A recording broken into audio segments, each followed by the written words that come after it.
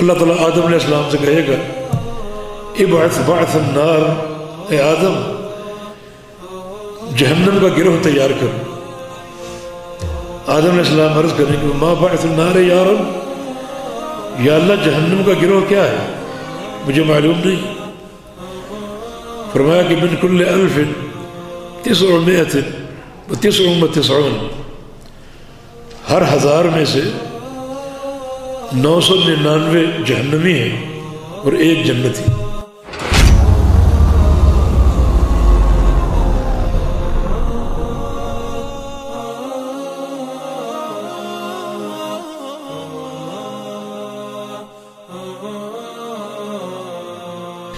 ایک بندے کی توحید اگر درست ہے، باقی سارے اعمال میں کوئی خرابی ہو تو اس کی توحید کی درستگی اس کی نجات کا سبب بن سکتی۔ اور ایک بندے کے پاس سارے اعمال ہوں، نمازیں ہوں، روزے ہوں، جہاد ہو، تہجد ہو، نوافل ہو، فرائض ہو، لیکن توحید میں اگر ایک سوئی کے ناکے کے برابر دراڑ آ جائے، خلل آ جائے، اللہ تعالیٰ کوئی نماز، کوئی روزہ، کوئی حج، کوئی عمرہ قبول نہیں کرے گا۔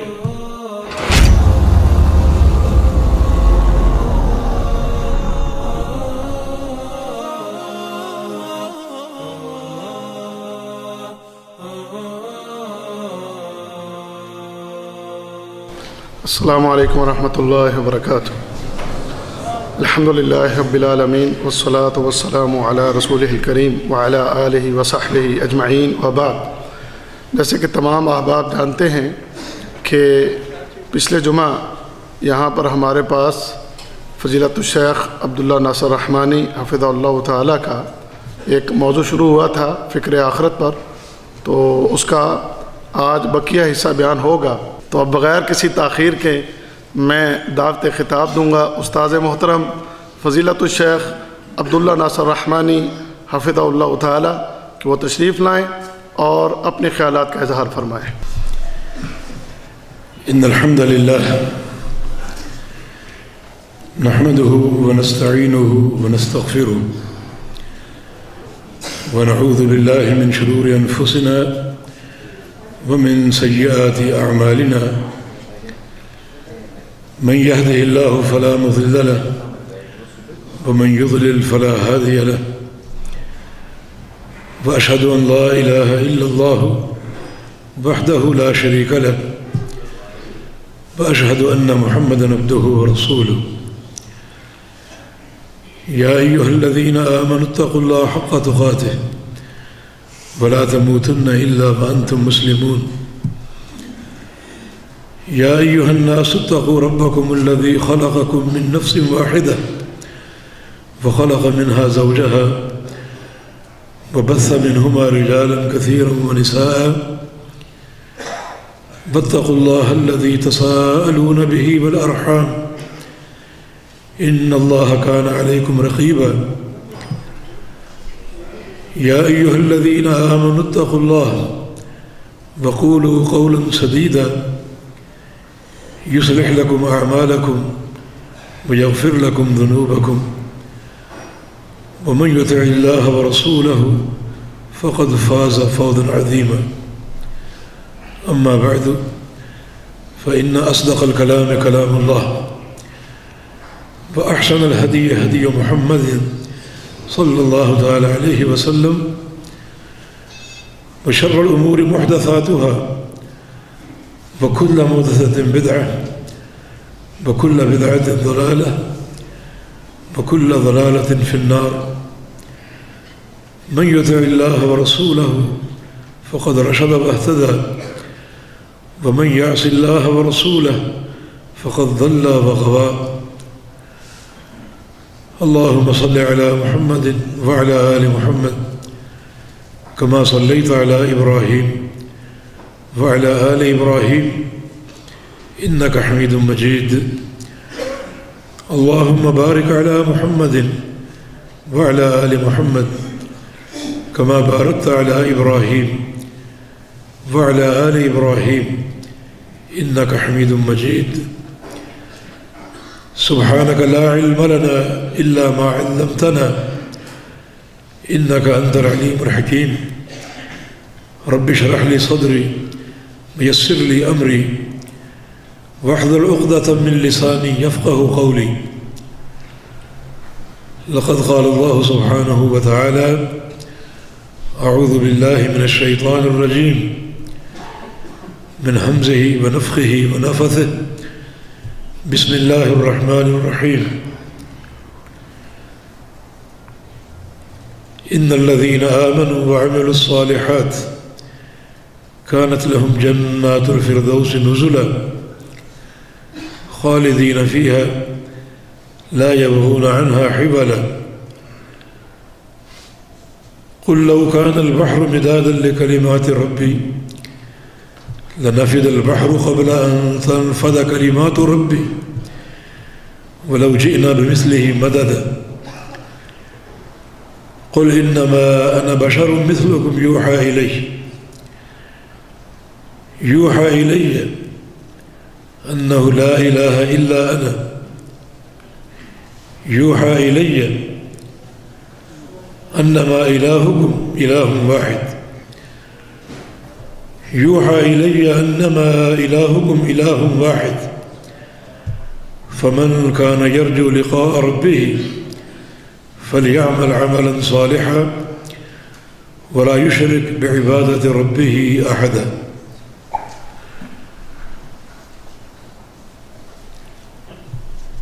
حضرات سامعین،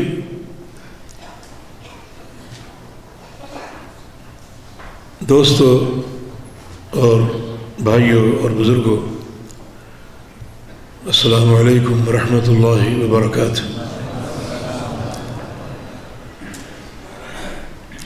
گزشتہ درس میں ہماری بات یہاں تک پہنچی تھی کہ جو مرنے کے بعد پیش آمدہ احوال ہیں اور مراحل ہیں، ان کی آج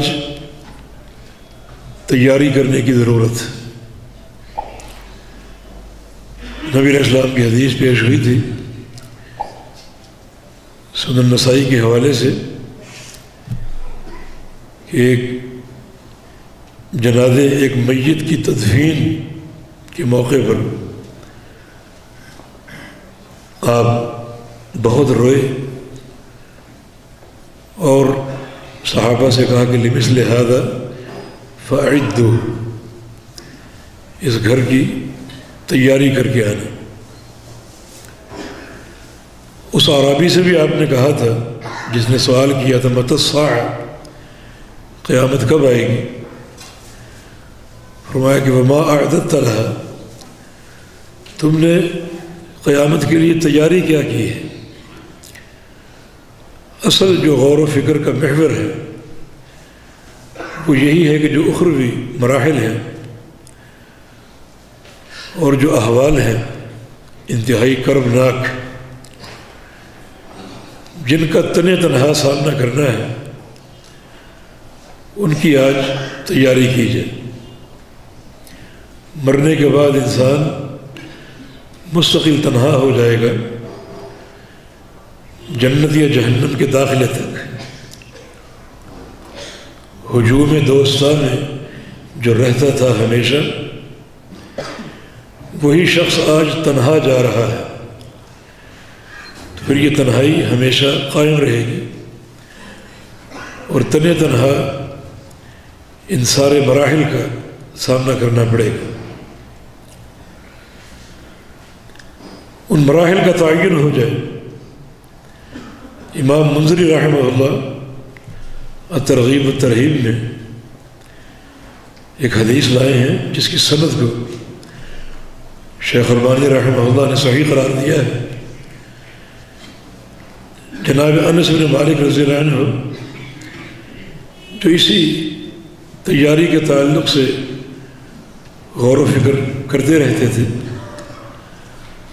ہمیشہ آخرت ان کے ذہن میں رہتی، سوچتے رہتے، غور و فکر کرتے رہتے۔ ایک دن بہت سوچ کر نبی علیہ السلام کی خدمت میں حاضر ہوئے اور ایک عجیب خواہش کا اظہار کر دیا. عرض کیا کہ یا رسول اللہ صلی اللہ علیہ وسلم اسألک ان تشفع لی یوم القیامہ، میری آپ سے درخواست ہے کہ آپ قیامت کے دن میری سفارش کر دیجیے گا. تیاری کے تعلق سے بہت غور و خوض کرتے ہیں اور ہمیشہ یہی غور و فکر کا ایک محور رہتا ہے، کیا بنے گا اور کیا بیتے گی. ایک بڑا سہارا دکھائی دیتا ہے اور وہ آپ کی شفاعت کا ہے. تو آج میرا یہ سوال ہے، یہ خواہش ہے کہ آپ قیامت کے دن میری شفاعت کر دیجیے. رسول کریم صلی اللہ علیہ وسلم نے جواب دیا کہ انی فاعل ذالک انشاء اللہ، انشاءاللہ میں ایسا کروں گا. اے انس، تمہاری شفاعت میں کروں گا. جناب انس رضی اللہ عنہ نے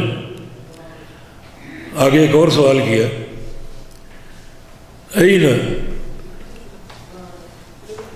اطلبک یوم القیامہ، یا رسول اللہ صلی اللہ علیہ وسلم جب کل قیامت قائم ہوگی تو میں آپ کو کہاں تلاش کروں؟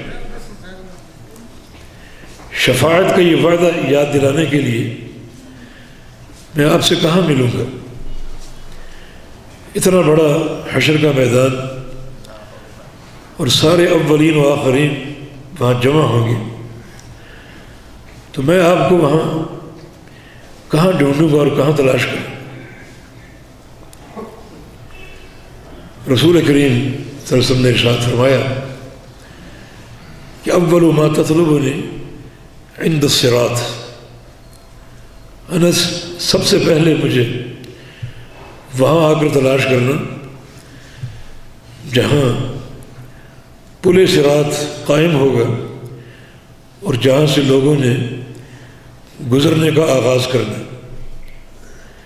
بڑی یہ گھمیر گھاٹی ہے، خطرناک گھاٹی ہے، اور زیادہ تر میں وہیں موجود ہوں گا اور مجھے سب سے پہلے وہیں آ کر تلاش کرنا.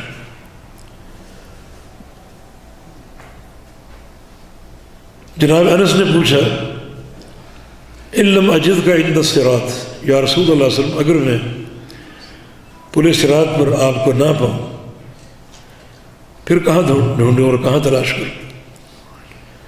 تو رسول اللہ صلی اللہ علیہ وسلم نے ارشاد فرمایا کہ تطلبنی عند المیزان، پھر تو مجھے وہاں تلاش کرنا جہاں اللہ رب العزت ترازو گاڑ دے گا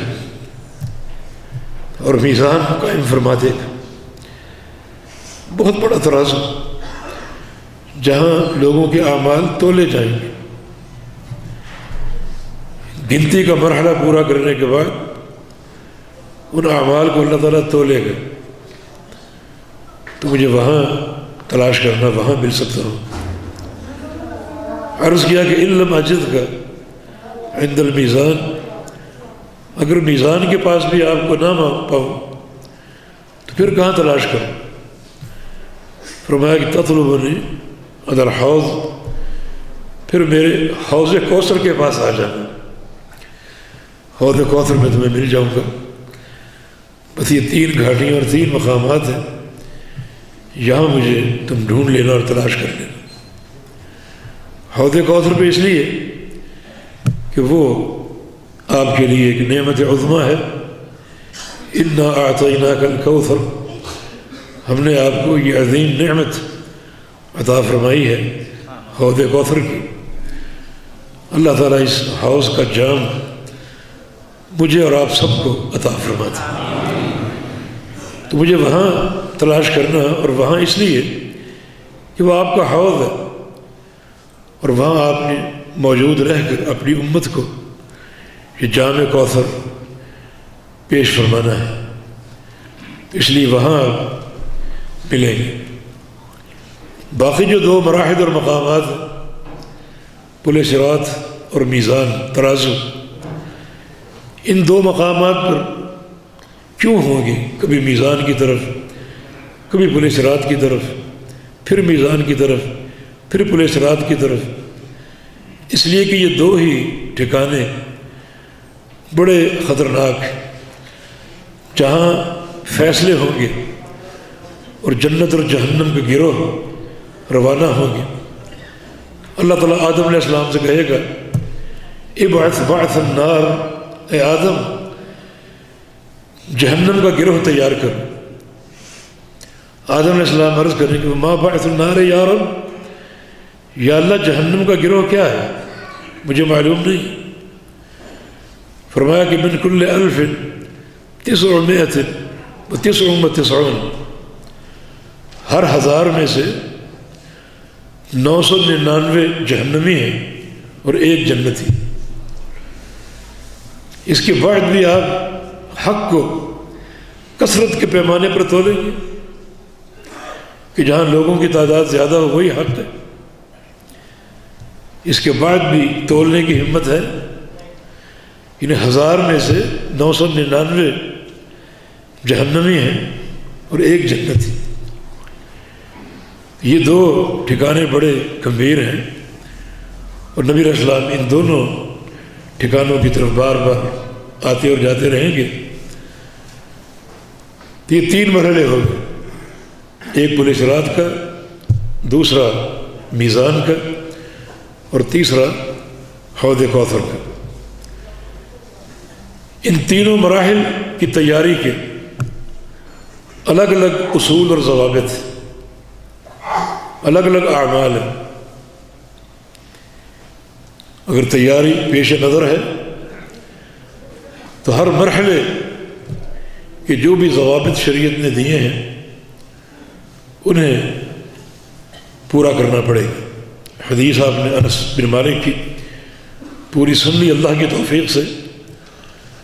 نبی علیہ السلام نے فرما دیا تھا کہ ان 3 مقامات کے علاوہ اور میں کسی مقام پر تمہیں نظر نہیں آؤں گا، چونکہ یہ 2 مقام بڑے خطرناک ہیں اور میں نے امت کی شفاعت کرنی ہے، اس لیے ان 2 مقامات پر بار بار آتا جاتا رہوں گا اپنی امت کو شفاعت کے ذریعے بخشوانے کے لیے۔ پہلا مرحلہ جو اس حدیث میں مذکور ہے وہ پل صراط کا ہے۔ اس کا تعارف کیا ہے؟ یہ پل جہنم پر نصب ہوگا اور بہت ہی طویل پل ہے۔ جہنم کتنی بڑی ہے، جس کو جن و انس کے ذریعے بھرا جائے گا، اور جہنم حل میں مزید کہے گی کہ یا اللہ اور بھی بھیج دیں۔ کتنی وسیع ہے اور کتنا بڑا اس کا منہ ہوگا، اسی منہ پر یہ جہنم کا پل نصب ہوگا، پل صراط۔ نیچے جہنم کی آگ جل رہی، اوپر یہ پل ہے جس کی تعریف رسول اللہ صلی اللہ علیہ وسلم نے یوں فرمائی ادق من الشعر واحد من السیف، یہ پل بال سے زیادہ باریک ہوگا اور تلوار سے زیادہ کاٹنے والا ہوگا۔ دوسری اس کی حقیقت یہ ہے کہ اس پہ اندھیرا ہوگا۔ تیسری حقیقت یہ ہے کہ اعلیٰ جانبتہ کلالیب، کہ اس کے دونوں طرف نوکدار کنڈے ہوں گے۔ اور چوتھی حقیقت یہ ہے کہ مزلقۃ، اس پل پر پھسلن ہوگی، قدموں کو استقرار نہیں ملے گا۔ انسان قدم رکھے گا، قدم جمیں گے نہیں، پھسلنے کی کوشش کریں گے۔ اور 5ویں حقیقت یہ ہے کہ حسک، اس کے دونوں طرف پیشدار جھاڑیاں ہوں گی، پاؤں ذرا سا الجھا ان جھاڑیوں میں تو پھر نکل نہیں سکے گا۔ یہ ایک تلخ حقیقت ہے پل صراط کی۔ اور یہ طویل راستہ، یہ سمجھو کہ جہنم کے اوپر ایک ریزر لمبا نصب کیا ہوا، اس کو سب نے عبور کرنا، اور عبور کرنا ضروری۔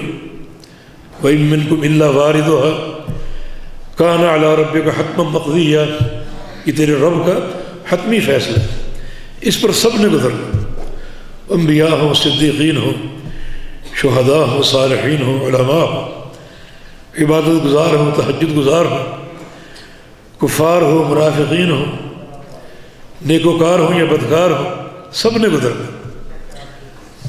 ابو درداء رضی اللہ عنہ ایک دن رو رہے تھے تو ان کی بیوی ام درداء وہ بھی رو پڑی، پوچھا کہ تم کیوں رو رہی ہو؟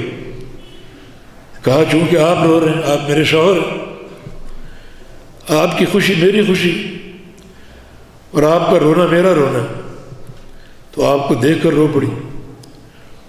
فرمایا میں تو یہ سوچ کر رو رہا تھا کہ اللہ تعالیٰ نے پل صراط پر سب کے وارد ہونے کا ذکر کیا، سب نے وارد ہونا، لیکن سب کے نکلنے کا ذکر نہیں کیا، سب کے عبور کرنے کا ذکر نہیں کیا۔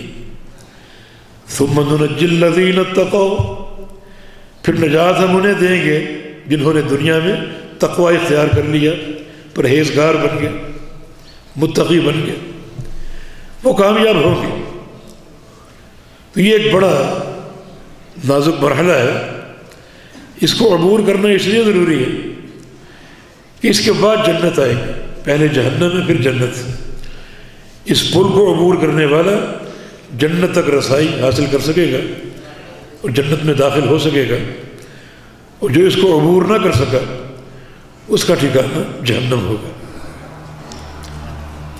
نبی علیہ السلام کی ایک حدیث اس تیاری کا ہمیں ایک درس دے رہی ہے، یسیر الناس علی قدر نورہم، کہ لوگ اس پل پر چلیں گے اپنے نور کے بقدر، کیونکہ اندھیرا ہوگا، اور جو لوگ نور ساتھ لائیں گے، جن کو اللہ تعالیٰ نور عطا فرمائے گا، وہ اس نور کے بقدر چلیں گے۔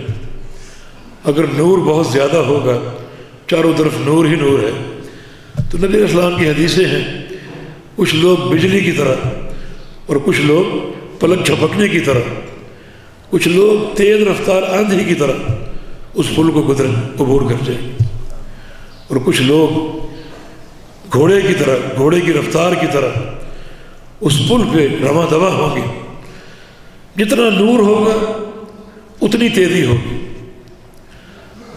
ایک اور حدیث اس کی وضاحت کرتی ہے، اور حدیث یفسر بعضہ بعضا، حدیث خود اپنی تفسیر کرتی ہے۔ یسیر الناس علی قدر اعمال، کہ لوگ چلیں گے، اس پل کو عبور کریں گے اپنے اعمال کے اعتبار سے۔ مانا یہ نور جو ہے یہ اعمال کا نور ہے، جس قدر نیکیاں انجام دو گے اس قدر نور بنتا جائے گا، بڑھتا جائے گا۔ یہ نور میدان معاشر کا، یہ اعمال صالحہ کا نتیجہ ہے۔ بشر المشائین فی الظلم بنور تام من یوم القیامہ، خوشخبری دو ان لوگوں کو جو اندھیروں میں چلتے ہیں نماز کی ادائیگی کے لیے، عشاء کے لیے جا رہے ہیں، فجر کے لیے جا رہے ہیں، اندھیروں کی پرواہ نہیں کرتے، اندھیروں میں چلتے ہیں نماز کی ادائیگی کے لیے، کہ انہیں قیامت کے دن مکمل نور ملے گا، مکمل نور اللہ ان کو عطا فرمائے گا۔ تو پل صراط پر کیا چیز کام آئے گی؟ نور۔ اور یہ نور کس چیز سے پیدا ہوگا؟ بندوں کے اعمال سے۔ اب چاہے اعمال زیادہ کر لو چاہے کم کر لو، زیادہ اعمال ہوں گے زیادہ نور ہوگا، زیادہ نور ہوگا تو پل صراط پر تیزی ہوگی، اعمال کم ہوں گے نور کم ہوگا، اور نور کم ہوگا تو قدم لڑکھڑائیں گے۔ نبی علیہ السلام کی حدیث ہے، ایسے لوگ بھی ہوں گے جن کا نور پاؤں کے انگوٹھے میں ایک نقطے کی شکل میں ہوگا، اتنا کم ہوگا، اور گزرنے کا انداز یہ ہوگا کہ وہ کھڑے نہیں ہو پائیں گے، گھٹنوں کے بل یا اپنی سرین کے بل اس پل پر چڑھیں گے اور آگے بڑھیں گے۔ کبھی گرنے کی کوشش ہوگی، کبھی سنبھلنے کی، بلکہ نبی علیہ السلام نے بعض لوگوں کا یہ منظر بیان کیا کہ کچھ لوگوں کا ہاتھ، کچھ لوگ گرنے لگیں گے تو آخری ایک ہاتھ سے پل کا سہارا لے لیں گے اور یوں ایک ہاتھ سے کھڑے، نیچے جہنم دہک رہی ہے اور پل پر کھڑے ہیں ایک ہاتھ کے سہارے سے، بلکہ بعض لوگ ایک پاؤں کے سہارے سے گرتے گرتے ان کا پاؤں ٹک گیا اور وہ ایک پاؤں کے سہارے سے کھڑے ہیں، اور یوں پھر وہ اللہ تعالیٰ کو دوبارہ سنبھلنے کا موقع دے گا، پھر چلنا شروع کر دیں گے، بلکہ رینگنا شروع کر دیں گے، اور کتنی مدت مدیدہ کے بعد وہ اس پل کو عبور کرنے میں کامیاب ہوں۔ من ابطا بھی عملہ لم یسرع بھی نسبہ، صحیح مسلم کی حدیث ہے کہ آج جس کے عمل کی سواری کمزور ہے، سست رفتار ہے، اسے قیامت کے دن کوئی چیز تیز نہیں چلا سکتی، اور قیامت کی تیزی چاہیے، اشارہ پل صراط کی طرف ہے، تو آج عمل کی تیزی پیدا کر، عمل میں برق رفتاری پیدا کر، لیکن تیزی کی ایک حد ہے۔ تیزی کا معنی یہ نہیں ہے کہ جو چاہے آنکھیں بند کر کے کرتے جاؤ کہ ٹھیک ہے یہ بھی نیکی ہے یہ بھی نیکی، جو پسند ہے وہ سب نیکیاں ہی نیکی ہیں، یہ تیزی کا معنی نہیں، بلکہ تیزی کا معنی یہ ہے کہ ایسی تیزی اختیار کرو عمل صالح میں جو اللہ کے پیارے پیغمبر کی سنت کے دائرے میں محدود ہے، سنت سے باہر نہ ہو، نبی علیہ السلام کی اتباع سے باہر نہ ہو۔ تو یہ اس مقام پر تیاری، اگر تیز رفتاری چاہیے تو آج عمل کی تیزی، عمل میں ایک نیک جذبہ، ایک ہمت، توانائی اپنے اندر پیدا کر کے اٹھو، اعمال صالحہ کی ایک حرص، ایک سچی طلب اپنے اندر پیدا کر کے اٹھو۔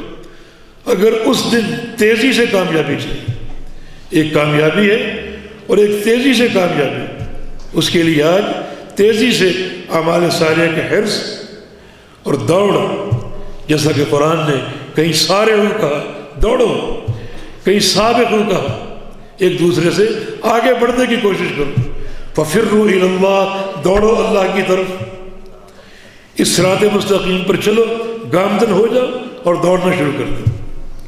یہ حرص اپنے اندر پیدا کرو۔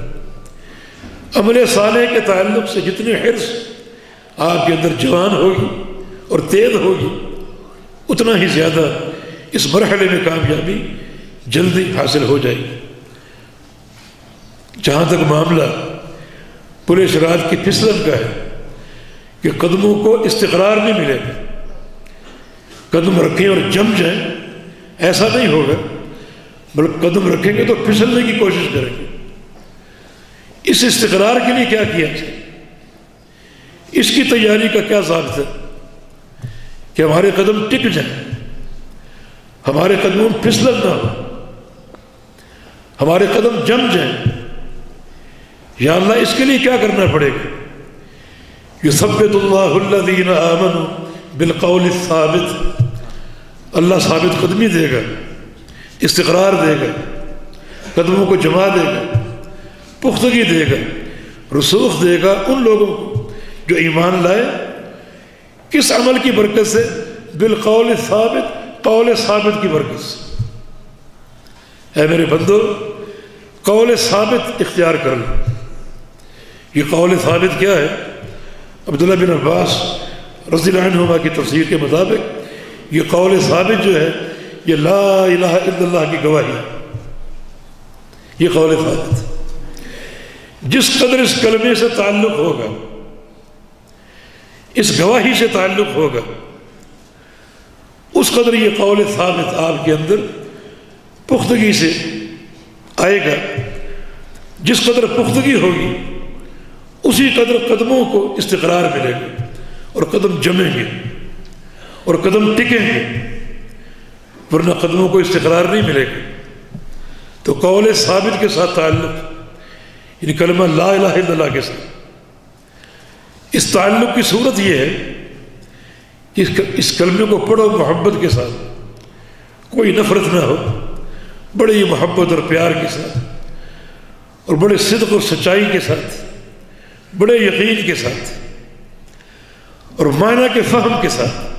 یہ محبت، یہ تصدیق، یہ یقین، یہ تمام چیزیں حاصل ہوں گی جب اس کے معنی کو سمجھیں لا الہ الا اللہ۔ اور لا الہ الا اللہ کا معنی دو چیزیں ہیں، ایک نفی اور ایک اس بات. لا الہ نفی یعنی کوئی معبود نہیں. اس کو سمجھو یہ کیا ہے؟ کوئی معبود نہیں. یہ کلمہ کیا ہے؟ جس کلمے کو آپ پڑھتے ہیں اسلام میں داخل ہوتے ہیں وہ کلمہ بتا رہا ہے کوئی معبود نہیں. تو اس کو مان لو. کوئی معبود نہیں کہیں نہیں، نہ زمینوں کے اوپر نہ زمینوں کے اندر، نہ کوئی درگاہ، نہ کوئی قبہ آستانہ، نہ کوئی اجمیر کی سرکار، نہ کوئی پاک پتن کی سرکار، نہ کوئی لاہور یا کراچی کی سرکار. کوئی معبود نہیں، کوئی مشکل کشا نہیں، کوئی حاجت روا نہیں، کوئی داتا نہیں، کوئی دستگیر نہیں. لا الہ یہ کلمہ آپ کو بتا رہا ہے. اس موقع پر استقرار چاہیے پورے صراط پر. قدم جم جائیں اللہ کے بندو، قدم اگر پھسل گئے تو بڑی خطرناک صورتحال ہے. اور قدموں کے جماؤ کے لیے ضابطہ موجود ہے. اس قول ثابت کو اختیار کر لو، محبت اور تصدیق کے ساتھ، یقین کے ساتھ. ایسا یقین اس میں شک نہ ہو، ایسا علم جس میں جہل نہ ہو، ایسی محبت جس میں نفرت نہ ہو. ان اصولوں کے ساتھ اس کلمے کو پکڑو. اور یہ چیزیں کب حاصل ہوگی؟ تصدیق کب پیدا ہوگی؟ یقین کب حاصل ہوگا؟ جب اس کو سمجھو گے. ایک چیز کو سمجھو گے، جانو گے، پہچانو گے، تب اس کی تصدیق ہوگی نہیں، تب اس پر یقین کرو گے نہیں. اگر جانتے ہی نہیں، سمجھتے ہی نہیں تو آپ کو کیا معلوم آپ کس کی تصدیق کر رہے؟ آپ کو کیا معلوم آپ کس شے پر یقین کر رہے؟ اس یقین کا آپ کو علم ہی نہیں. تو یہ قول ثابت بڑی اس کی اہمیت ہے. اس اہمیت کو پہچانو اللہ کے بندو. تو اس کلمے کا فہم تاکہ باقی ساری شرائط اور سارے معنی حاصل ہو جائیں. لا الہ کوئی معبود نہیں. تو اس کو پکڑ لو، کوئی معبود نہیں.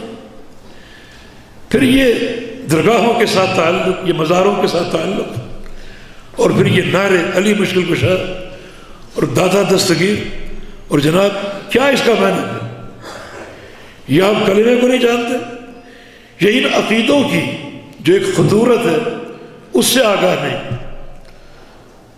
یہ بھیانک قسم کا شرک ہے. پھر یہ قبروں پر پھول نچھاور کرنا، چادریں چڑھانا، دیے جلانا، کیا اس کا معنی ہے؟ یہ پرلے درجے کا شرک. ایک انسان کسی قبر پر، کسی آستانے پر پھول کیوں چڑھاتا ہے، دیے کیوں جلاتا ہے؟ تاکہ قبر والا راضی ہو جائے، خوش ہو جائے کہ فلاں آیا ہے اور میری قبر پر دیا جلایا، فلاں آیا ہے میری قبر پر پھول چڑھایا. اس کا معنی آپ کا عقیدہ ہے کہ قبر والا ان سارے حالات سے آگاہ ہے. اسے کیوں خوش کرنا چاہتے ہیں؟ تاکہ وہ خوش ہو کر میری حاجتیں پوری کر دے. معنی آپ کا عقیدہ ہے کہ قبر والا حاجت پوری کرنے پر قادر. کتنا بھیانک شرک ہے. اللہ کے بندو جب لا الہ کا اقرار کر لیا، کوئی معبود نہیں، تو ان سارے عقائد کا کیا معنی؟ کیا اس کا مطلب؟ تو قول ثابت، اس قول ثابت کے ذریعے اس کی برکت سے قدموں کو استقرار ملے گا اور قدم جمیں گے. لا الہ الا اللہ، کوئی معبود نہیں الا اللہ سوائے اللہ تعالیٰ کے. وہی معبود حق ہے، سچا معبود ہے، باقی سارے معبود باطل ہیں. ان دو ارکان کے ساتھ اس کلمے کو اختیار کر لو اور یہ گواہی روزانہ دو، بار بار دو. امام اعمش رحمہ اللہ بڑی چوٹی کے محدث تھے، قیام اللیل فرماتے اور ایک لمبا ذکر کرتے لا الہ الا اللہ کا. اشہد ان لا الہ الا اللہ، اشہد ان لا الہ الا اللہ، اشہد ان لا الہ الا اللہ. تہجد کے بعد مسلسل یہ ذکر کرتے. کیا معنی؟ میں گواہی دیتا ہوں کہ کوئی معبود نہیں سوائے اللہ تعالیٰ کے. اللہ تعالیٰ ہی معبود حق ہے، باقی سارے معبود باطل ہیں. میں یہ گواہی دیتا ہوں. جب فجر طلوع ہوتی، اذان ہوتی، تو اٹھتے اٹھتے کہتے کہ یا اللہ میں نے لا الہ الا اللہ کی گواہی دی، اب یہ گواہی میں تیرے پاس امانت کے طور پہ رکھوا رہا ہوں. یہ امانت میری سنبھالنا، یہ گواہی میں دے چکا ہوں اور بار بار دے چکا ہوں، روزانہ دیتا ہوں، یا اللہ میری یہ گواہی تیرے پاس امانت ہے، اس کو سنبھال لے۔ حدیث میں آتا ہے کہ اللہ تعالیٰ کو کوئی چیز امانت دی جائے اللہ اس کی حفاظت کرتا ہے، تو پھر قیامت کے دن یہ گواہی اللہ پوری حفاظت کے ساتھ لوٹا دے گا۔ یہ سلف صالحین کا اللہ تعالیٰ کی رحمت کے حوالے سے ایک عظیم تعلق، بڑی کارآمد گواہی ہے۔ لیکن میرے بھائیوں، اس کا فہم تو پیدا کر لو۔ ہم انسان ہیں، کوئی طوطے نہیں ہیں۔ طوطا ساری عمر چوری چوری کرتا رہتا ہے، چوری کے ڈھیر سامنے لگا دو اسے پتہ ہی نہیں یہ کیا چیز رکھی ہے، لفظ چوری جانتا معنی نہیں جانتا۔ اور ہم لا الہ الا اللہ کے الفاظ کو تو جانتے ہو، پڑھتے ہو اور معنی نہ سمجھتے ہو، حالانکہ یہ اعظم الشہادہ ہے۔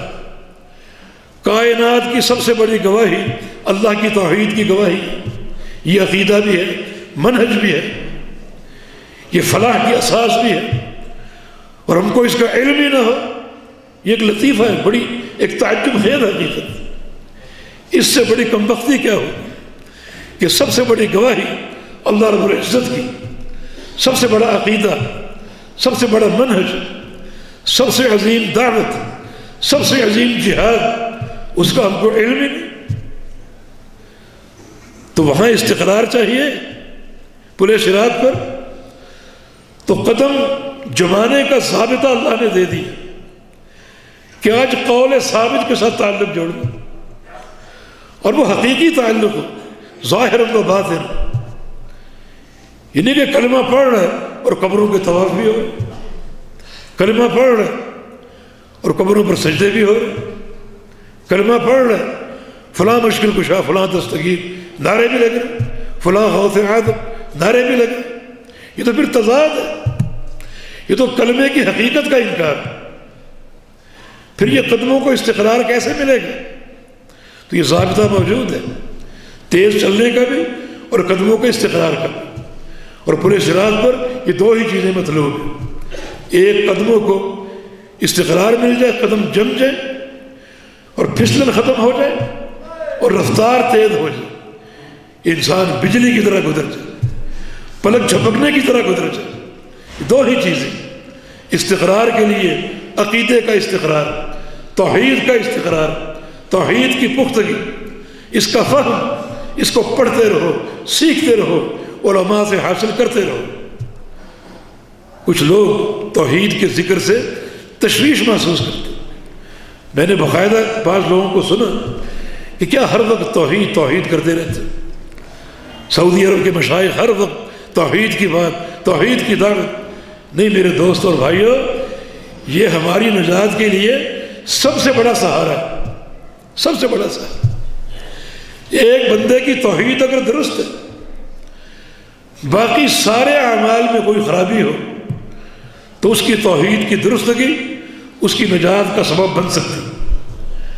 اور ایک بندے کے پاس سارے اعمال ہوں، نمازیں ہوں، روزے ہوں، جہاد ہو، تہجد ہو، نوافل ہو، فرائض ہو، لیکن توحید میں اگر ایک سوئی کے ناکے کے برابر دراڑ آ جائے، خلل آ جائے، اللہ تعالیٰ کوئی نماز، کوئی روزہ، کوئی حج، کوئی عمرہ قبول نہیں کرے گا۔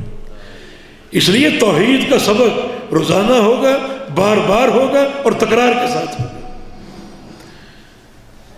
اس سبق کو محبت سے سنو، اس سبق کو محبت سے اختیار کرو۔ پیارے پیغمبر کی پہلی دعوت کیا تھی؟ حالانکہ عرب معاشرے میں زنا بھی تھا، چوری بھی تھی، ڈاکے بھی تھے، قتل و غارت گری بھی تھی، اختلافات بھی تھے، رنجشیں تھیں، لیکن پہلی دعوت کیا تھی؟ ایھا الناس قولوا لا الہ الا اللہ، اے لوگو لا الہ الا اللہ کا اقرار کرو۔ اور پھر پوری زندگی یہ دعوت دی، پوری زندگی یہ دعوت دیتے ہیں، کسی ملامت کی پرواہ نہیں کی، کسی کی باتیں، کسی کی طعنیں، کوئی پرواہ نہیں کی۔ سوق ذی المجاز میں اللہ کے پیارے پیغمبر جہاں مختلف تاجر دنیا بھر سے آتے تھے اپنا مال فروخت کرنے کے لیے، ایک عرب کی منڈی تھی، وہاں پہنچ گئے اور گھوم رہے ہیں، پھر رہے ہیں، ایک ہی آواز، ایک ہی دعوت، ایھا الناس قولوا لا الہ الا اللہ، اے لوگو لا الہ الا اللہ پڑھ دو، اقرار و اعتراف کر لو۔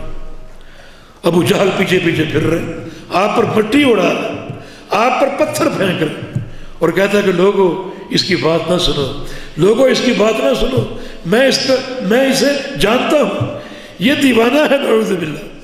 اور آپ ابو جہل کی طرف کوئی التفات نہیں کر رہے، لا یلتفت الیہ، اس کی طرف کوئی توجہ ہی نہیں، کوئی دھیان ہی نہیں، اپنے مشن پر گامزن۔ تو ایک داعی کو بھی توحید کے مشن پر گامزن رہنا چاہیے، اور عامت الناس کو بھی یہ دعوت بار بار سننی چاہیے، کیونکہ روز آخرت کی جو سب سے گمبھیر گھاٹی اس میں قدموں کا استقرار جو ہے وہ اس قول ثابت کے رہینے ملت۔ آج جس نے اس کلمے سے تعلق جوڑ دیا، پورے فہم کے ساتھ، پورے عمل کے ساتھ، سچے عقیدے کے ساتھ اور سچی فکر کے ساتھ، سچی لگن کے ساتھ اور اخلاص کے ساتھ، اللہ تعالیٰ اس کا یہ تعلق ایسا قبول کرے گا کہ اسے میدان محشر میں پورے صراط پر استقرار دے دے۔ اور کلمے کو قبول کرنے کے بعد عمل صالح، الا الذین آمنوا وعملوا الصالحات، عمل صالح اس میں تیزی ہو، اور وہ تیزی اللہ کے پیارے پیغمبر کی سنت کے دائرے میں ہو۔ تیزی کا معنی یہ نہیں ہے کہ اپنے عمل کی گاڑی 200 میل کی رفتار سے چھوڑ دو اور دوڑتے جاؤ، عمل ہو رہا ہے۔ نہیں، کھلی آنکھوں سے دیکھو کہ جو عمل کر رہا ہوں یہ اللہ کے حبیب نے کیا یا نہیں کیا، اللہ کے پیارے پیغمبر نے کیا یا نہیں کیا۔ تو وہ عمل جو آپ کی سنت سے ثابت ہے اور جس طریقے سے ثابت ہے، اس عمل کو اختیار کرو اور اس میں تیزی پیدا کرو۔ یہ دو چیزیں کارآمد ہیں پورے صراط پر، اور یہ ان ضوابط کا اختصار ہے جو پورے صراط پر کامیابی کا باعث بنے گا۔ دوسرا مرحلہ میزان کا، انس اگر مجھے پورے صراط پر نہ پاؤ تو پھر مجھے میزان کے پاس آ کر ڈھونڈنا، جہاں پر ترازو قائم ہوگا، اور بڑا ہیبت ناک یہ ترازو، بڑا ہیبت ناک، اس کے 2 پلڑے ہوں گے، ایک نیکیوں کا اور ایک گناہوں کا۔ آپ کے ذہن میں شاید دنیا کے ترازو کا تصور ہوگا۔ حدیث میں آتا ہے کہ 7 آسمان اور 7 زمینیں اور ان کی مخلوق ترازو کے ایک پلڑے میں سما سکتی، ایک پلڑے میں سما سکتی۔ فرشتے جب قیامت کی ترازو کو دیکھیں گے تو وہ حیران رہ جائیں، کیونکہ فرشتوں کو معلوم ہے کچھ بندوں کی نیکیاں اس پلڑے کو بھر دیں گے۔ کہیں گے یا اللہ، بھلا کسی کے اعمال نیکیاں اس پلڑے کو بھر سکتے ہیں؟ اللہ تعالیٰ فرمائے گا لمن شئت من خلقی، لمن شئت من خلقی، ہاں بہت سے بندے جن کا میں چاہوں ان کے اعمال اس پلڑے کو بھر دیں۔ فرشتے کیا کہیں کہ اللہ اکبر سبحانک ما عبدناک حق عبادتک، یا اللہ تو پاک ہے، پھر ہم تو تیری عبادت کا حق ادا نہیں کر سکے، حالانکہ صدیوں کی عبادت، اور فرشتے ایک ہی عبادت پر صدیوں قائم ہے اور قائم رہیں گے قیامت تک۔ اللہ تعالیٰ نے جس فرشتے کو پیدا کر کے قیام میں کھڑا کر دیا وہ قیامت تک قیام میں رہے، جس فرشتے کو پیدا کر کے سجدے میں ڈال دیا وہ قیامت تک سجدے میں رہے، جس فرشتے کو پیدا کر کے رکوع میں ڈال دیا وہ قیامت تک رکوع میں رہے گا۔ جب سور بھوکا جائے گا فرشتے بھی اٹھیں گے اور بڑھیں گے میدان محشر کی طرف، اور ان کی زبانوں پر یہ الفاظ ہوں گے کہ ما عبدناک حق عبادتک، ما عبدناک حق عبادتک، یا اللہ اپنی پناہ عطا فرما دے، ہم تو تیری عبادت کا حق ادا نہیں کر سکے، حالانکہ صدیوں کی عبادت۔ اور اس پلڑے کو، میزان کو دیکھ کر بھی کہیں کہ وہ کون بندے ہیں جن کی نیکیاں اس میزان کو بھر دیں گے؟ اللہ فرمائے گا میرے بہت سے بندے ہیں۔ تو یہ میزان، ایک ترازو جو نصب ہوگا، وَنَضَعُ الْمَوَازِينَ الْقِسْطَ لِيَوْمِ الْقِيَامَةِ، ہم قیامت کے حساب کے لیے عدل کا میزان قائم کریں گے، عدل کا میزان۔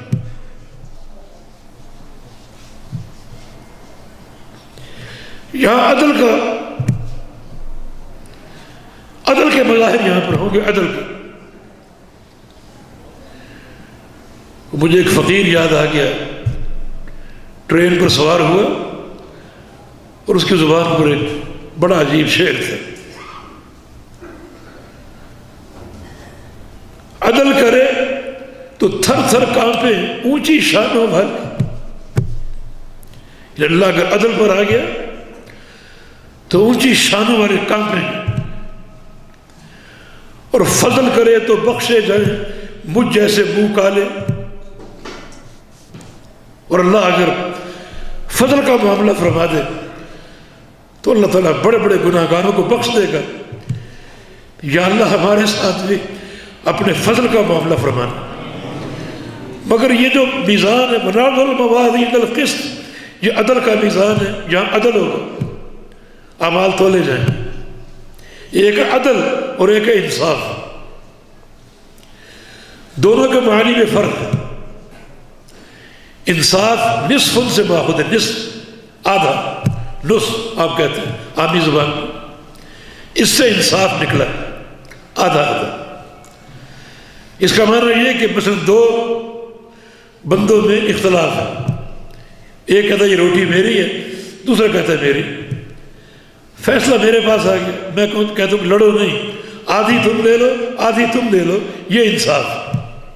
نصف آدھی آدھی لے لو اور یہ جھگڑا ختم ہو، یہ انصاف. لیکن عدل کا معنی یہ ہے کہ جو بندہ جس چیز کا مستحق ہے وہ اس کو ملے گا، وہ اس کو ملے گا. اور اللہ رب العزت سارے احوال سے واقف، ہر بندے کے ظاہر و باطن کو جانتا ہے، تو پھر وہ عدل کا میزان قائم کرے گا. اور جو بندہ جس چیز کا مستحق ہے اس ترازو کے ذریعے اسے وہی کچھ ملے گا. اب ایک سوال یہ ہے کہ اعمال تولے کیوں جائیں گے؟ بھئی گنتی کر لی جائے. نمازیں 5 فرض ہیں، عمر 60 سال ہے، 60 سال کی کتنی نمازیں بنتی ہیں ان کو گن کر دیکھ لیا جائے. پوری ہیں تو بندہ کامیاب ہے، کمی ہے تو پھر ناکام. 30 روزے فرض ہیں، 60 سال عمر، اتنے روزے بنتے ہیں، گنتی کر لیجیے. زکوٰۃ فرض ہے، بندے کا کل مال اتنا تھا، 10 کروڑ تھا، 20 کروڑ تھا، پوری عمر کا اس کا سرمایہ، اس کی زکوٰۃ کا یہ حساب ہے. ایک ایک پیسہ ادا کیا یا نہیں کیا گنتی کر کے دیکھ لیا جائے. ان اعمال کو تولا کیوں جائے گا؟ ہاں گنتی ہوگی، پہلے زکوٰۃ بھی گنی جائے گی، نمازیں بھی گنی جائیں گی، روزے بھی گنے جائیں گے، ہر نیکی کا شمار ہوگا، صحیفے کھل جائیں گے. فرشتوں نے جو کچھ لکھا ہے اقرا کتاب خود پڑھ لو، صحیفے کھل جائیں گے. بندے کے اپنے اعضاء گواہی دیں، اللہ تعالیٰ زبانوں پر مہر لگا دے گا. آنکھیں بولیں گی اس نے کیا کچھ دیکھا، اور کان بولیں گے کیا کچھ سنا، ہاتھ بولیں گے کیا پکڑا. سارے اعضاء گواہی دیں. زمین گواہی دے گی جس پر ساری عمر گزار دی. یومئذ تحدث اخبارها، زمین اپنے رات اگلے کی خبریں بیان کر دے گی. یہ گنتی کا مرحلہ، اعمال سامنے آ رہے. وجاءت كل نفس معها سائق وشهيد، ہر شخص حساب و کتاب کے لیے آئے گا، اور اس کے آنے کا منظر یہ ہے کہ اس پر 2 فرشتے مامور ہوں گے. 2 فرشتے ہر شخص کو ہانکتے ہوئے اللہ کی عدالت میں پیش کریں گے، ایک سائق اور ایک شہید. سائق کی ڈیوٹی اس کو ہانکنا، کہیں بھاگ نہ جائے، اور شہید کی ڈیوٹی یہ ہوگی کہ اس بندے کے اعمال کی گواہی دیتا ہوا آئے گا. پوری خلائق سنے یہ بندہ جو آ رہا ہے اس کے یہ اعمال تھے، یہ کرتوتیں تھیں.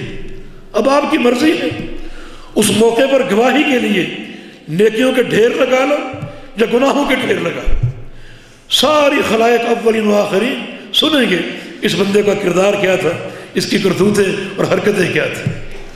ابھی تک اعمال کی گنتی، گننے کے مرحلہ ختم ہوگا، آگے بڑھے گا. آگے یہ میزان قائم.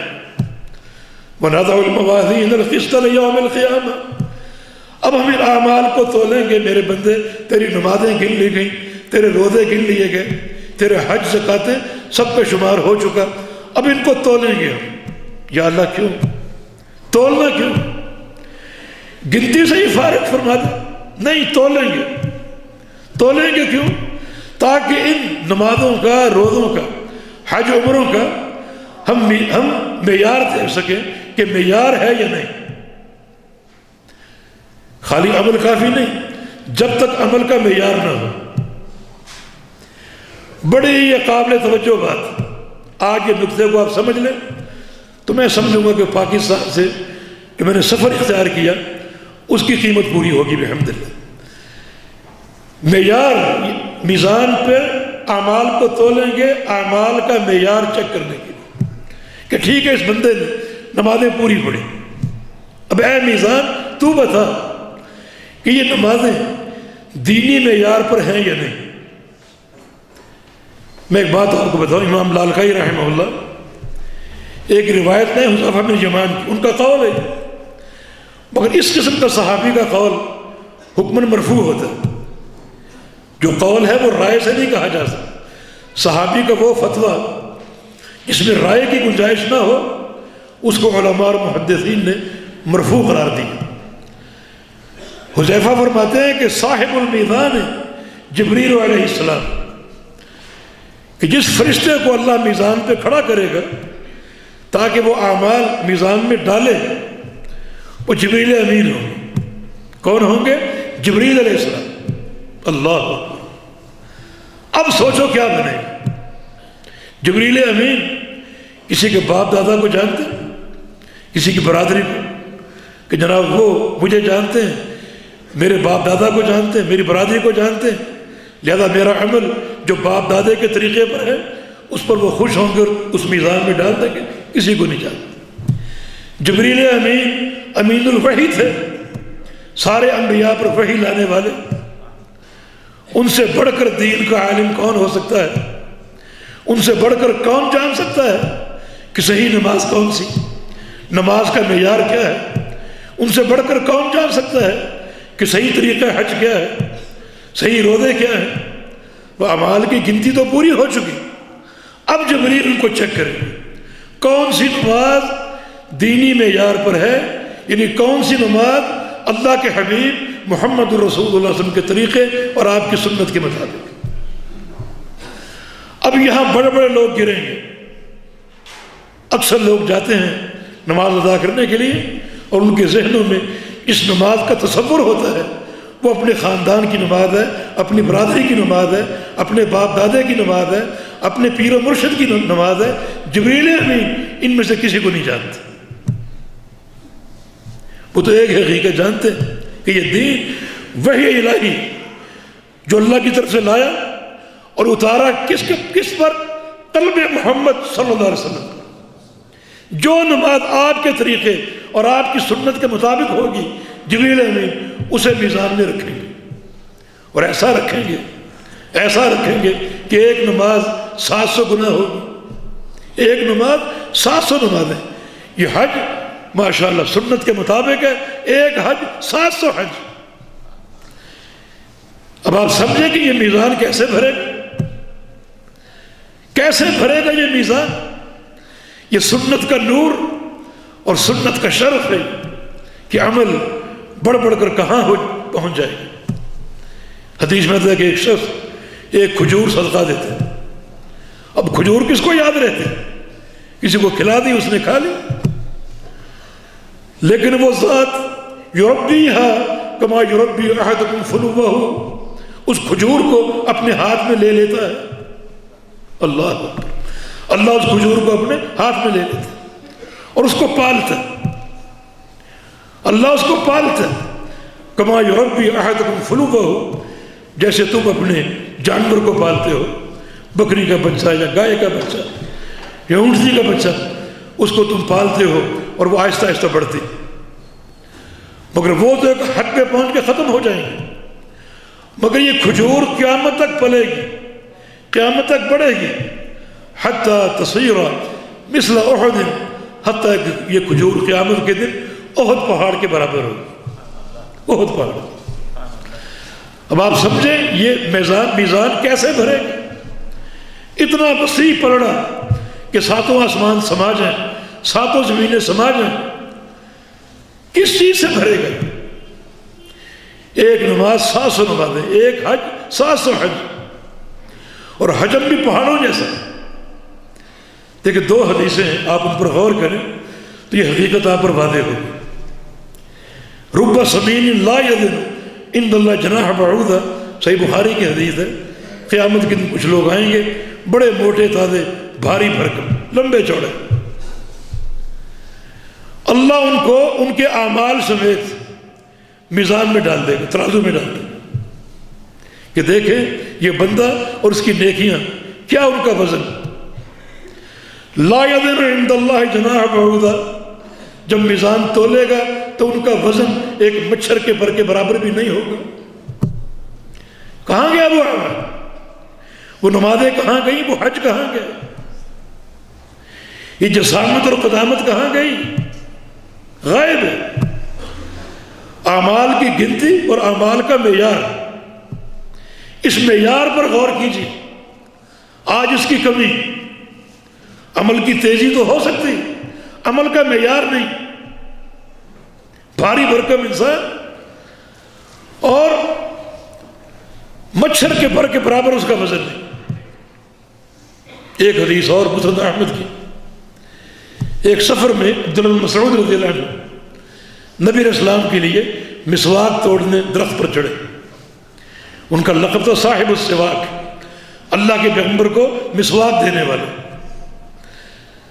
درخت پر چڑھے تو ان کی پتلی ٹانگیں صحابہ کو نظر آ گئی اور صحابہ ہنس پڑے۔ بڑی پتلی ٹانگیں تھی، پتلی پتلی پنڈلیاں، صحابہ ہنس پڑے۔ نبی علیہ السلام اس مذاق کو بھانپ گئے، ہنسی کو سمجھ گئے، فرمایا کہ لہما اثقل فی المیزان من احد، جن ٹانگوں کو دیکھ کر ہنس رہے ہو، کل میرے عبداللہ کی یہ 2 ٹانگیں جب اللہ کے میزان میں رکھی جائیں گی تو احد پہاڑ سے بھاری ہوں گی۔ صرف یہ 2 ٹانگیں۔ یہ فرق کیوں ہے میرے دوستوں اور بھائیوں؟ آج دنیا کا ترازو، اس پر جو چیز آپ تولیں گے وہ وزن آپ کو بتا دے گا، جتنا وزن ہو۔ 1 ٹن لوہا ہے رکھو، ترازو بتا دے گا 1 ٹن لوہا ہے۔ لیکن یہ کیسا ترازو کہ منو بھاری بھرکم آدمی مچھر کے پر کے برابر اور 2 پتلی ٹانگیں احد پہاڑ سے بھاری۔ مدینہ منورہ جانے کا اتفاق ہوا، اللہ تعالیٰ نے کئی بار موقع دیا، اللہ تعالیٰ بار بار دے، احد پہاڑ نظر آیا۔ مجھے یہ حدیث یاد آ گئی کہ عبداللہ کی یہ 2 ٹانگیں احد پہاڑ سے بھاری ہو۔ ساتھی کی گاڑی پر تھا، میں نے کہا پورا چکر لگاؤ ذرا پورے احد پہاڑ کا، دیکھیں کتنا فاصلہ ہوتا۔ آدھے گھنٹے میں وہ پورا فاصلہ طے ہوا، میل ہا میل کے طول و عرض میں پھیلا ہوا، اربوں اور کھربوں ٹن اس کا وزن، اور یہ 2 پتلی ٹانگیں احد پہاڑ کے برابر ہو جائیں گی۔ یہ وزن کہاں سے آ گیا؟ اس کا وزن کہاں گیا جو بھاری بھرکم انسان، نہ اس کی کسی نیکی کا وزن، نہ اس کا جسم کا وزن، یہ وزن کہاں سے آ گیا کہ 2 پتلی ٹانگیں احد پہاڑ سے بھاری۔ عبداللہ بن مسعود رضی اللہ عنہ، ان کے اندر ایک اضافی خوبی تھی باقی صحابہ سے بڑھ کر۔ سارے صحابہ نبی علیہ السلام کی سنت کے شدائی تھے، نمازیں کیسے پڑھتے؟ جیسے آپ پڑھتے، عبادت کیسے کرتے؟ جیسے آپ کرتے، تہجد کیسے پڑھتے؟ جیسے آپ پڑھتے، سارے صحابہ۔ لیکن عبداللہ بن مسعود رضی اللہ عنہ، ان میں ایک اضافی خوبی تھی، اور وہ یہ تھی کہ بڑی غور سے دیکھتے کہ اللہ کے پیغمبر کیسے مسکراتے ہیں، میں بھی ویسے مسکراؤں، کیسے چلتے ہیں میں بھی ویسے چلوں، کیسے بیٹھتے ہیں میں بھی ویسے بیٹھوں۔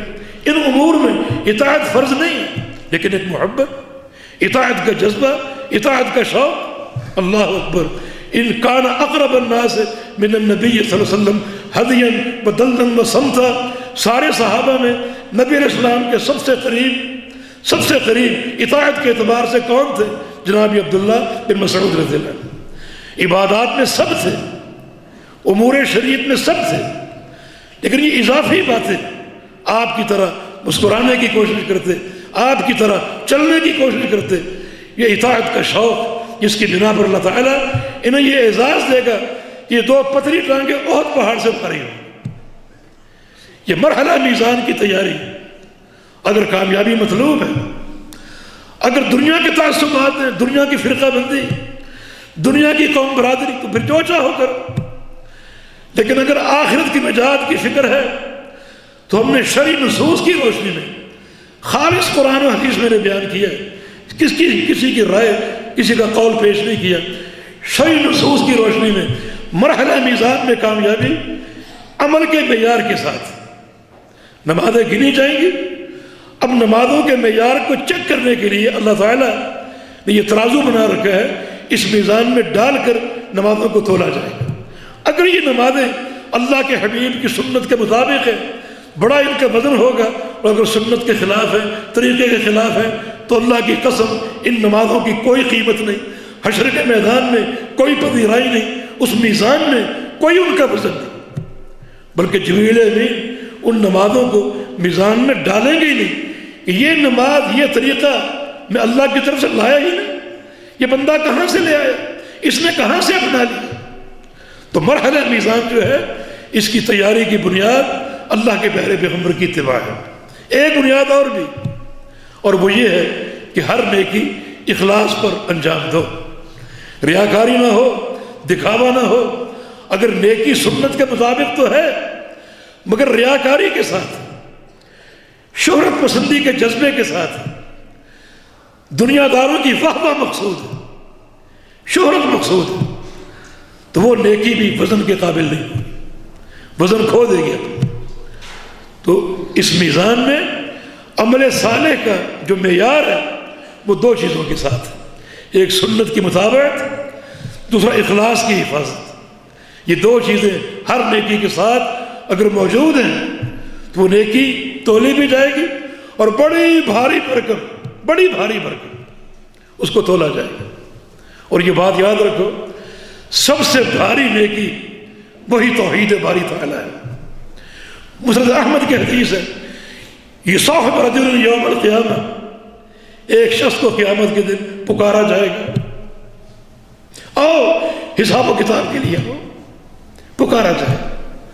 अपना नाम सुनकर उस पर एक कभी तारी हो जाएगी, आगे बढ़ेगा, कभी संभलेगा, कभी गिरेगा। क्यों?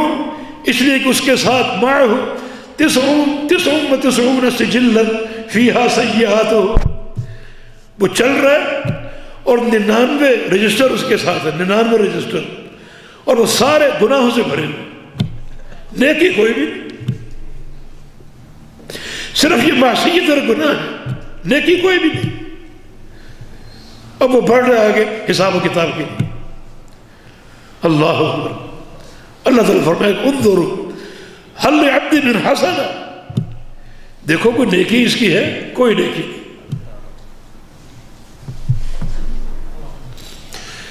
अल्लाह फरमाएगा बला अब्दी इन्ना लका इंदी हसना, मेरे बंदे तेरी एक नेकी मैंने संभाल के रखी हुई है, एक नेकी तेरे मैंने संभाल के रखी हुई है।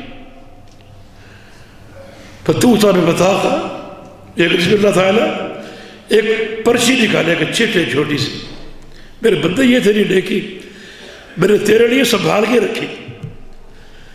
बंदा कहेगा ऐदल बता का मेरे सिजिल्लात, या अल्लाह ये एक पर्ची इन 99 दफातर का क्या मुकाबला करेगी। हदीस में कि कुल्लु सिजिल्लिन इला मद्दिल बसर, हर रजिस्टर जो है वो ताहद निगाह हो, फैला हुआ, लंबा चौड़ा, गुनाहों से भरा हुआ। या अल्लाह ये छोटी सी पर्ची इन दफातर का क्या मुकाबला करेगी। अल्लाह ताला फरमाएगा तो लो, वजन करो, गुनाहों के पलड़े में 99 दफातर डाल दो और हसनात के पलड़े में ये पर्ची रख दो। ओहदुर वजन, मेरे बंदे जाओ अपना वजन देखो, जाकर खुद जाकर मुशाहदा करो कि नतीजा क्या निकलता है, नतीजा क्या निकलता है, खुद देखो। अल्लाह ताला फरमाएगा मेरे बंदे ये 99 दफातर जो है हल ज़लमा का हफ़ज़ा थी, देख लो खुद किसी गुनाह को नकल करने में मेरे फरिश्तों ने कुछ जुल्म तो नहीं किया। कहेगा ला यार, या अल्लाह नहीं। हल लदैका उज़्र, किसी गुनाह पर तेरे पास उज़्र है, कहेगा ला या रब, या अल्लाह नहीं। उहदुर वज़नक, जाओ अपना वजन देखो। अब वो चला जाएगा, गुनाहों के पलड़े में 99 दफातर होंगे, حسنات کے پلڑے میں ایک پرچی ہوگی، تولا جائے گا۔ نبی علیہ السلام نے فرمایا کہ ثقلت البطاقہ بطاشت السجلات، جب وزن ہوگا تو پرچی بھاری پڑ جائے گی اور دفاتر والا پلڑا اوپر کو اٹھ جائے گا، تیزی سے پرواز کر کے یہ پلڑا اوپر کو پہنچ جائے گا اور یہ پلڑا زمین سے لگا ہوا بھاری پڑ گا، اور یہ سارا حساب علی مشہد الخلائق ہو رہا ہے، پوری دنیا مشاہدہ کر رہی ہے کہ اس پرچی میں کیا ہے۔ اب اس کو کھولا جائے گا، فَإِذَا فِيهَا أَشْهَدُ أَن لَا إِلَهَ إِلَّا اللَّهُ، اس پرچی میں بندے کی توحید کی گواہی کہ یا اللہ میں گواہی دیتا ہوں تیرے ساتھ کوئی معبود نہیں، کوئی شریک نہیں، تو اکیلا معبود حق ہے۔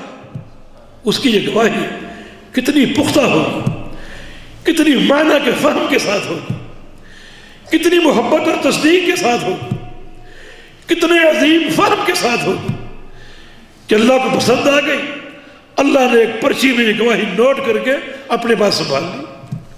باقی وہ ہر قسم کے گناہ کرتا رہا، ہر قسم کے گناہ کرتا رہا، لیکن یہ توحید کی گواہی ان سارے گناہوں پر غالب آ جائے گی، اور یہ ایک ہی پرچی 99 دفاتر کے پرخچے اڑا دے گی، اور یہ بندہ کامیاب اور کامران ہو جائے گا۔ معنی یہ کہ اگر چاہتے ہو اس میزان کی تیاری، تو ایک تو اعمال صالحہ پورے معیار کے ساتھ اخلاص کی حفاظت بھی ہو اور اللہ کے پیارے پیغمبر کی سنت کی مطابقت بھی ہو، دوسرا عقیدہ توحید پر تیاری۔ مسند احمد کی حدیث ہے، نبی علیہ السلام کا فرمان ہے، بخن بخن لخمس ما اثقلہن فی المیزان، 5 چیزیں، کیا کہنا ان کا، یہ اللہ کے میزان میں کتنی بھاری ہوگی، 5 چیز، کیا کہنا ان کا، کل جب قیامت قائم ہوگی ان 5 چیزوں کو اللہ کے میزان میں ڈالا جائے گا، کتنی بھاری ہوگی۔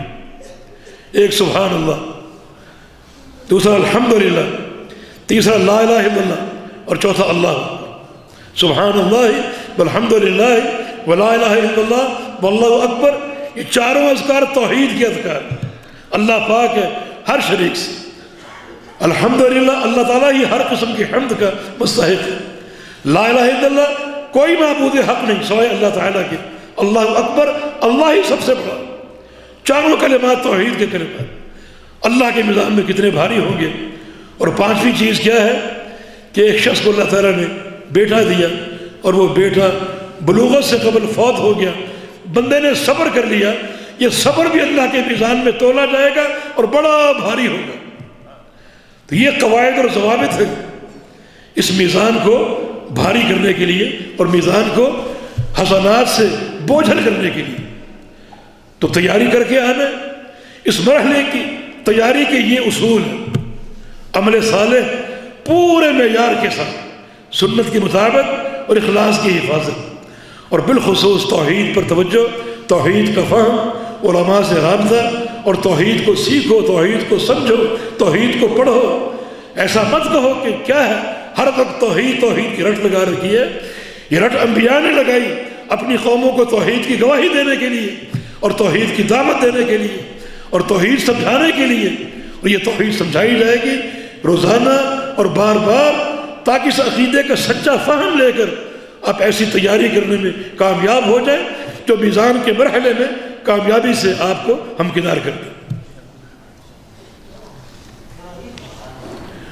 اور اگر میزان پر بھی نہ ملو تو پھر تجدون عند الحوض تطلبون عند الحوض، پھر حوض کوثر کے پاس، وہ میرا حوض ہے اور میں اپنی امت کو اس حوض سے جام بھر بھر کے پلاؤں گا۔ بڑا قیمتی یہ حوض ہے، بڑی قیمتی یہ نعمت ہے، کیونکہ پورے میدان محشر میں ایک قطرہ پانی کا نہیں ہوگا۔ یہ سورج 1 میل کے فاصلے پر، آج کروڑہا میل کے فاصلے پر ہوتا ہے، اس کی حرارت قابل برداشت نہیں ہوتی، جبکہ بچاؤ کی تدبیریں موجود ہیں، اے سی ہیں، پنکھے ہیں، ٹھنڈے پانی ہیں، مشروبات ہیں، مگر پھر بھی وہ گرمی پریشان کر دیتی۔ حالانکہ کروڑہا میل کے فاصلے پر اس سورج کو آہستہ آہستہ قریب کرتے جاؤ اور زمین کی حرارت کو بڑھاتے جاؤ، وَتَدْنُو الشَّمْسُ حَتَّى تَكُونَ عَلَى مَسَافَةِ مِيلٍ، یہ سورج قریب آتا جائے گا حتیٰ کہ 1 میل کے فاصلے پر آ کر ٹھہر جائے گا۔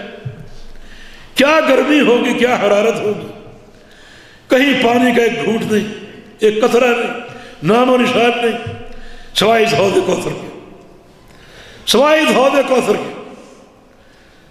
آج یہ سبق یاد کر کے جاؤ اور تیاری کر کے جاؤ کہ اس حوض کوثر کے ایک گھونٹ یا ایک پیالے کی قیمت کیا ہے، ہمیں کیا کرنا پڑے گا، کیا کرنا پڑے گا کہ یہ پانی ہمیں نصیب ہو جائے۔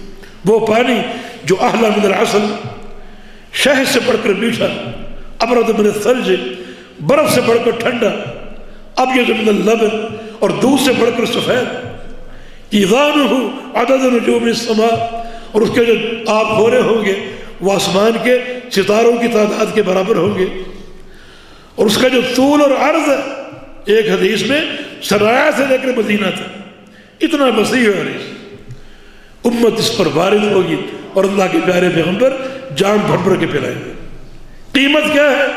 صحیح بخاری کی ایک حدیث سن لیجیے، نبی علیہ السلام کا فرمان ہے، کچھ لوگ، ایک بڑا طائفہ، ایک جماعت، ایک گروہ، ایک جتھا بڑھے گا حوض کوثر کی طرف، جب قریب آئیں گے تو اخذوا، مجھ سے پہلے ہی انہیں پیچھے سے کھینچ کر گرفتار کر لیا جائے، آگے نہیں بڑھنے دیا جائے، آگے نہیں بڑھنے دیا جائے۔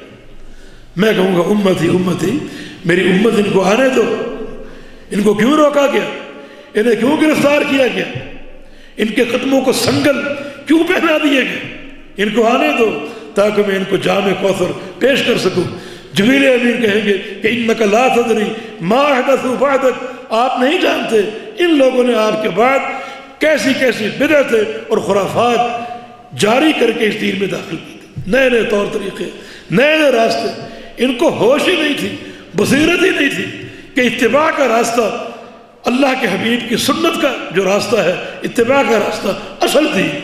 انہوں نے اس دین کے ہوتے ہوئے، کتاب و سنت کے ہوتے ہوئے، نئے نئے طریقے، نئی نئی رسمیں، نئی نئی بدعات اور خرافات ایجاد کر کے اس دین میں داخل کی۔ آپ نہیں جانتے، جب اللہ کے پیارے پیغمبر سنیں گے یہ بدعتی لوگ، انہوں نے بدعات ایجاد کی تھی، بدعات اپنائی تھی، تو آپ کو بھی غصہ آ جائے گا اور فرمائیں گے سحقاً سحقاً لمن غیر بعدی، جنہوں نے میرے بعد میرے دین کو تبدیل کر دیا، انہیں مجھ سے دور کر دو، ہٹا دو ان کو میری نگاہوں سے۔ حالانکہ اللہ کے پیارے پیغمبر رحمت اللہ علیہ، ہٹا دو انہیں۔ آپ اتنا غصے کا اظہار کریں گے ان لوگوں سے جن لوگوں نے بدعات انجام، حالانکہ دین موجود ہے اور دین واضح ہے۔ الیوم اکملت لکم دینکم، ہم نے دین مکمل کر دیا۔ جب مکمل کر دیا تو کسی اضافے کا متحمل نہیں۔ اور اللہ کے پیارے پیغمبر اپنی عمر کے آخری دور میں فرما گئے کہ ترکتکم علی البیضاء لیلھا ونہارھا سواء لا یزیغ عنھا الا ہالک، کہ میں تمہیں ایک روشن دین پر چھوڑ کر جا رہا ہوں، چمکدار دین پر، اس کا دن اور رات برابر۔ جو دین تمہیں دے کر جا رہا ہوں، تکلیفیں بہت سی، پتھر مارے گئے، گڑھے کھودے گئے، طائف کے میدان میں برا سلوک کیا گیا، جنگ احد میں لہو لہان کیا گیا، تکلیفیں بہت سی، طعنے دیے گئے، کسی نے شاعر کہا، کسی نے دیوانہ کہا، کسی نے ساحر اور جادوگر کہا، سب نے برداشت کیا، بڑی ہمت سے کام لیا، تکلیفیں سہی، مگر آج میں اعلان کر رہا ہوں کہ میں تمہیں ایسے دین پر چھوڑ کر جا رہا ہوں جو بالکل واضح اور روشن ہے، اتنا روشن کہ اس دین کی رات بھی دن جیسی ہے، رات بھی دن کی طرح روشن۔ یہ ساری باتیں موجود ہیں۔ اس کے بعد کسی نئے عمل کی ضرورت ہے، کسی بدعت کی ضرورت ہے۔ اس کے باوجود اگر کوئی شخص کسی بدعت کو اپناتا ہے اور کوئی نیا طور طریقہ اختیار کرتا ہے تو اسی انجام کا مستحق ہے۔ جبریل امین اسے حوض پر پہنچنے سے قبل گرفتار کر لیں گے، اور اللہ کے پیارے پیغمبر بھی جب معلوم کر لیں گے یہ بدعتی ہے، فرما دیں گے سحقاً سحقاً لمن غیر بعدی، جن لوگوں نے میرے بعد میرے دین کو تبدیل کیا، انہیں ہم سے دور کر دو، ہٹا دو، نگاہوں سے اوجھل کر دو۔ یہ ضابطہ ہے حوض کوثر کے پانی کا۔ اگر چاہتے ہو کہ نصیب ہو جائے تو اللہ کے بندو غلامی قبول کر لو ایک شخصیت کی، پیاری شخصیت کی، اور وہ محمد رسول اللہ صلی اللہ علیہ وسلم۔ ایسی غلامی قبول کر لو، ایک دائرہ کھینچ لو غلامی کا، اس دائرے کے اندر بیٹھ جاؤ، اسے کراس کرنے کی کوشش نہ کرو، تجاوز کرنے کی کوشش نہ کرو، اس کو اختیار کر لو، سچی غلامی اپنا لو، آپ کی اطاعت کر لو، ہر عمل میں ہر میدان میں آپ کی اتباع آپ کا ہدف ہو۔ تجارت کریں تو یہ سوچ سمجھ کر کریں، ان اصولوں پر کر رہا ہوں جو اللہ کے پیارے پیغمبر نے دیے۔ نماز پڑھے تو اس طریقے پر پڑھ رہا ہوں جو اللہ کے پیارے پیغمبر کا طریقہ تھا۔ حج کرنے جائے اس طریقے سے کر رہا ہوں جو اللہ کے پیارے پیغمبر کا طریقہ تھا۔ علی ھذا القیاس، اسی نہج پر قائم ہو جائے، یہ ایک عظیم منہج ہے، اور یہ حوض کوثر کے پانی کی قیمت ہے کہ اللہ کے پیارے پیغمبر کی سنت کے متبع بن جاؤ اور آپ کی اطاعت کرنے والے بن جاؤ، آپ کی اتباع کرنے والے بن جاؤ۔ تو یہ 3 خطرناک مرحلے، ایک مرحلہ باقی رہ گیا جس کا اس حدیث میں ذکر نہیں ہے، مگر وہ بھی ایک کڑا مرحلہ، اس کا نام ہے قنطرہ کا حساب۔ قنطرہ ایک اور پل ہے، اللہ قنطرہ پر کچھ لوگوں کو کھڑا کر کے حساب لے۔ یہ کون لوگ ہیں؟ یہ وہ لوگ ہیں جنہوں نے دنیا میں لوگوں کے حق مارے تھے، حقوق العباد میں کوتاہی کی تھی، کسی کی غیبت کی، کسی کو گالی دی، کسی کو تھپڑ مار دیا۔ اللہ چھوڑے گا نہیں، وہ یوم الدین ہے، اللہ تعالیٰ دیان ہے، عدل قائم کرنے والا۔ تو ایسا عدل قائم کرے گا، ایسا عدل قائم کرے گا، اگر سینگ والی بکری نے بغیر سینگ کی بکری کو مارا، اللہ دونوں بکریوں کو لائے گا اور بغیر سینگ کی بکری کو حکم دے گا آج تو اس کو مار تاکہ میرے عدل کا ڈنکا قائم ہو جائے، میرا عدل قائم ہو جائے۔ حالانکہ جانوروں کا کیا حساب، جانور مکلف نہیں ہے، لیکن حقوق کا معاملہ جانوروں پر پیش ہو گیا، جانوروں کی زیادتی بھی سامنے لائی جائے گی اور اللہ جانوروں کے مابین بھی انصاف قائم کرے۔ تو انسان تو مکلف ہے، اگر میں کسی حق تلفی کروں، کسی کا مال اتھیا لوں، کسی کا مال چھین لوں، کسی سے غبن کروں، دھوکہ دوں، اس کا مال دبا لوں، خیانت کروں، یا میں کسی کی غیبت کروں، کسی کو گالی دوں، یہ سارے حقوق العباد میں حق تلفی، اللہ قنطرہ پر کھڑا کر دے گا ظالم اور مظلوم دونوں کو، عدل قائم کرے۔ صحابہ نے پوچھا یا رسول صلی اللہ علیہ وسلم عدل کیسے قائم ہوگا؟ اگر ایک ظالم ہے تو مظلوم کو کیسے خوش کرے گا، کیسے عدل قائم ہوگا؟ ہم تو خالی ہاتھ جائیں گے، تہی دست اور تہی دامن ہوں گے، تو کیا دے کر ہم مظلوم کو راضی کریں گے؟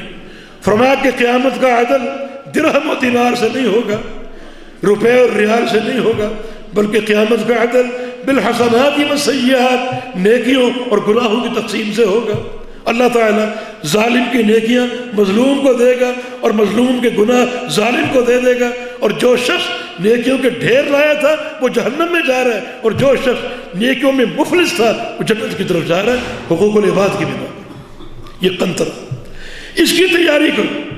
اس کی تیاری کا تقاضا یہ ہے حقوق العباد میں کوئی تساہل نہ برتو، اور اگر کوئی کسی حد تلفی ہو گئی آج ہی سچی توبہ کر لو اور حقوق العباد کے صحیح نہج کو اختیار کر لو۔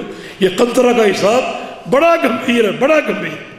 دیکھو پہلے اعمال کی گنتی ہے، کتنے لوگ کامیاب ہوں گے، پھر ان اعمال کا وزن ہے، کتنے لوگ کامیاب ہوں گے، اور اگر کامیاب ہو گئے آگے قنطرہ۔ اگر میں نمازیں پڑھتا ہوں، روزے رکھتا ہوں، حج کرتا ہوں، جہاد کرتا ہوں، فرائض نوافل ادا کرتا ہوں، مگر ساتھ غیبتیں بھی کرتا ہوں، مالی خیانتیں بھی کرتا ہوں، تو پھر میری یہ ساری نیکیاں مظلوموں میں تقسیم ہوگی، کیا باقی بچا؟ بڑے یہ کڑے مراحل، ہر مرحلے کی صورتحال کو سمجھو اور ان تقاضوں کو سامنے رکھ کر تیاری کا آغاز کر دو۔ آج یہ موقع ہے، یا ایھا الذین آمنوا اتقوا اللہ وَلْتَنْظُرْ نَفْسٌ مَا قَدَّمَتْ لِغَدٍ وَاتَّقُوا اللَّهَ إِنَّ اللَّهَ خَبِيرٌ بِمَا تَعْمَلُونَ۔ ہر شخص آج دیکھے کہ اخروی ان مراحل کے لیے اس نے کیا تیار کیا ہے، کیا توشہ ہے، کیا داد راہ ہے، جو قیامت کے دن ان سارے مراحل میں نجات کا باعث ہوگا اور نجات کا سبب ہوگا۔ اور غور سے سن لو کہ نجات حاصل کرنا ضروری ہے، ہماری چمڑیاں اللہ کے عذاب کو برداشت نہیں کر سکتی۔ بالتوفیق ہو بید اللہ تعالی، اللہ ہم سب کو ایک صالح انسان بنا دے، موحد بنا دے، اپنے پیارے حبیب کو متبع بنا دے۔ اللہ اپنے پیارے حبیب کی محبت سے ہمارے دلوں کو بھر دے۔ یا اللہ ہمارے اعمال کے ظاہر کو سنت کے حسن سے سجا دے اور اعمال کے باطن کو اخلاص سے سجا دے۔ یا اللہ جب تک یہ زندگی موجود ہے دین پر قائم رکھنا، آخری وقت آئے تو دل میں توحید ہو اور زبان پر اشہد ان لا الہ الا اللہ۔ اللہ پاک توفیق عطا فرمائے۔